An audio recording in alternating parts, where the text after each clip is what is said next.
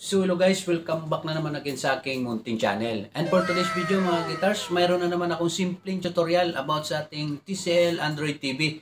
Napakasimpleng tutorial yan to mga ka-guitars. Sundan mo lang umpisa hanggang sa dulo ang video na to para matutunan mo kung paano enable or disable ang USB debugging under developer option ng ating TCL Android TV. So yun guys, napakasimple lang to guys. At kung bago ka pa lang pala sa aking munting channel, huwag mo kalimutan subscribe and hit the notification bell para ma-notify ka sa aking mga bagong upload na video.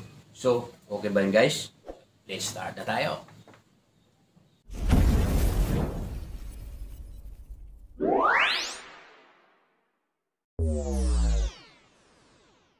So yun na guys, start na tayo sa ating tutorial kung paano i-enable or i-disable ang USB debugging under developer option ng ating Android TV. So yan guys, nasa home po tayo ng ating TCL Android TV. So pupunta tayo guys, select lang natin ang settings. So yan guys, nasa settings na tayo. Click lang natin guys.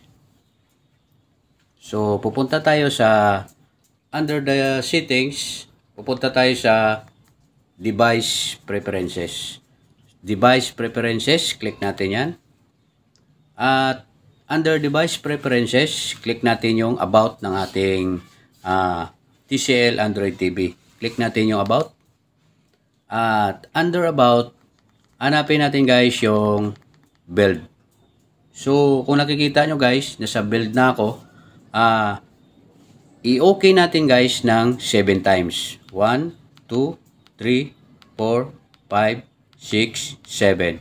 So yan guys, may nakalagay, you are now developer option. So, balik tayo guys. Under device preferences, hanapin natin guys kung naka-open na po ang developer option. So, yan guys, mayroon na pong developer option. Click natin ang developer option. So, under developer option, hanapin natin, enable natin guys yung USB debugging. So, yan guys, kung nakikita nyo, USB debugging, naka-off po siya. So, i-on natin guys. Napakasimple lang.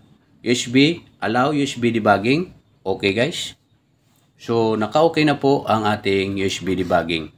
So, kung gusto nyo naman guys, i-disable para hindi nyo nagamitin yung developer option or ang USB debugging, punta kayo sa enable developer option, i-off nyo guys.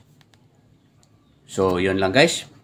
Back na tayo guys, titingnan natin kung nandun pa sa device preferences ang developer option. So yan guys, kung nakikita nyo, wala na rin yung developer option.